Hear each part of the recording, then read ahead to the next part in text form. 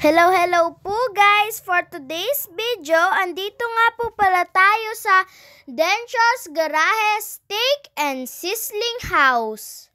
Located nga po pala siya sa tabi po ng San Simon Elementary School. Bali katapatan niya nga po pala yung 7-Eleven. Makikita niyo naman nga po pala ang kanilang malaking signage. Open nga po pala sila ng 11 a.m. hanggang 10 p.m.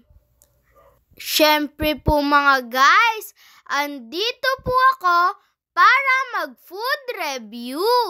Para na din po mag-support kay Tito Dennis at kay Tita Camille sa kanila pong new business. Congratulations po!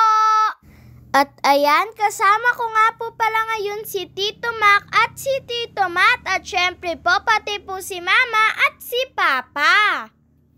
Ang cozy po ng lugar, lalo na po dahil alfresco dine-in po sila dito.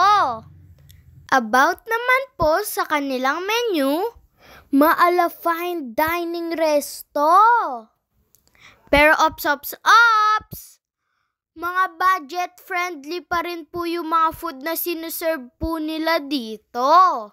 At ayan, inuna na nga po palang sinerve ito pong appetizer na mainit po na soup. At ayan na po ang aming mga order. Ito nga po pala yung sizzling sisig. 65 pesos lang nga po pala yan. May kasama na pong rice. Isunod naman po natin itong breaded pork chop sa halagang 80 pesos. Unahin na po nating i-food review ito pong breaded pork chop. At ayan, makikita naman po talaga natin na loaded po ang kanyang mixed veggies, mushroom at gravy. At ang laki din po ng servings ng kanilang breaded pork chop. At ayan po, titikman na po ng inyong beshi. Naku mga beshi, talagang sizzling hot po ito, kaya dahan-dahan po ako. Ayan, umuusok, napasupa po ako. Blow muna natin, excited po kasi eh. Naku po mga guys, napaka-crispy at juicy. Nagko-complement po yung gravy at mushroom. Ang sarap po mga beshi! I-next naman po natin ang T-bone steak na halagang 160 pesos.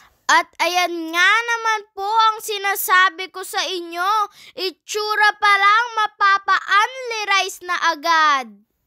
At ito naman po ang kanilang fried baby back ribs sa halagang 85 pesos, may kasama na rin pong rice. At syempre, agad-agad na po nating i-food review yan. At ito na po ang the moment of truth. O ayan, napaso na naman. Sige, excited kasi nang excited eh.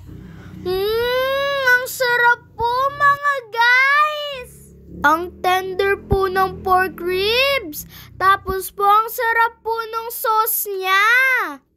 In fairness, yung mga tinikman ko po kanina hanggang ngayon, ang sarap po. Kaya 11/10.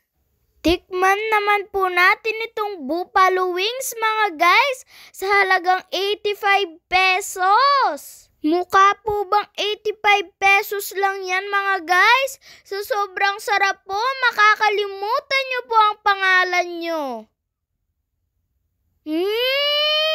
Ang sarap niya po mga guys. Tingnan nyo naman po yung tsura ko. Tuwang-tuwa po ako.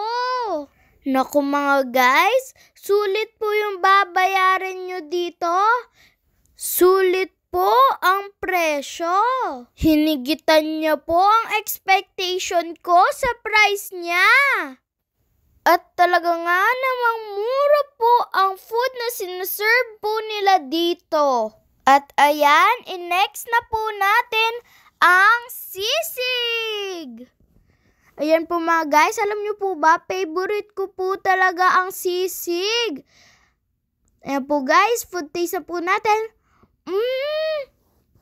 Naku po mga guys, napakasarap niya po. Yung itsura niya po, simple, pero po sa lasa niya, hindi niyo po expect na ganun po siya kasarap. Kaya ayan po, 2 kutsara pa po talaga, imbis na taste-test lang. Sabi po ni Mama, literal na sisig Kapampangan daw po ito. Next na po natin itong pangmalakasang T-bone steak po nila. Tikman na po natin. Ang sarap niya po mga guys. Meron po siyang smoky flavor. At syempre, nagko-complement din po ang gravy niya. So, ayun po guys. Nagutom po ba kayo sa aming food review ngayon? So, ano pa pong hinihintay nyo mga guys? Mag-visit na rin po kayo sa Dencho's Garage Steak and Sizzling House. Mga guys, i-comment nyo nga po pala sa baba kung hanggang saan na po umabot yung video ko. Para sa next video ko po, i-shoutout ko po kayo. So, bye na muna po mga guys ha. Follow for more videos. Don't skip my ads. Bye!